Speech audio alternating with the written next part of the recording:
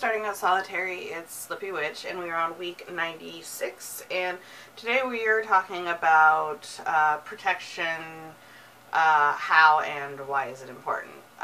For me, protection is important mundanely and spiritually, but we're going to just talk spiritually mainly here, because there's always outside influences, spiritual or other ways, that can affect spells you're working on or affect your energy, especially if you're an empath, which I am.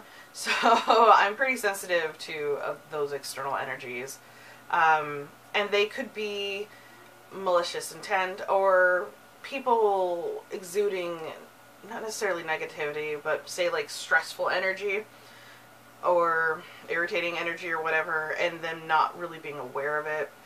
And not on purpose directly at you, but it just happens to happen, especially if you have roommates or if you live in a place where there's multiple people, like an apartment. Sorry, I'm still dealing with the allergies.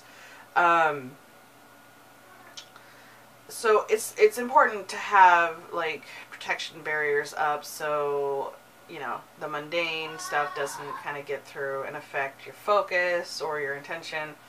Or the malicious ones don't adversely affect what you're working on, or your emotions even, at the very least, of anything. How are some ways you can protect yourself?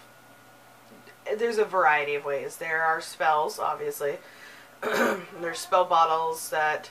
There's different ways of doing it, but you can put spell bottles, if you live in a place where you own the land, you can put, dig holes and bury the spell bottles, which again you can look up on a bunch of YouTubers that'll show you how to do protection bottles. I think Lady Grave a Dancer has done a few, and you bury them in the yard. It kind of protects the home and hearth and all that. There's salt. That's one of the most basic ones. You put salt around windowsills or any entrance to the house, and it protects, for a lot of people they believe it protects against malicious energy and bad spirits.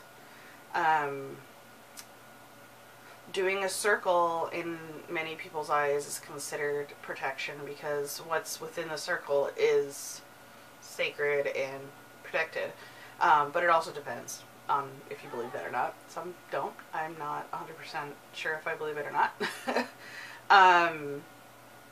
There are mental barriers you can put up, mental exercises, which even mundane people can do, to block emotional influences, because even just regular old non-pagan people are affected by indirect emotions, especially if they're empathic and they don't realize it, or they're just sensitive in general. But there's a variety of things. There are crystals you can wear to ward off bad spirits or bad energy or keep you grounded. But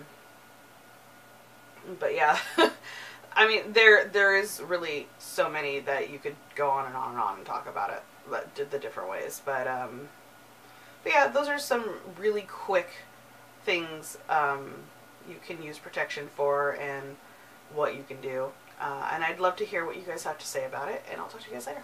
Bye.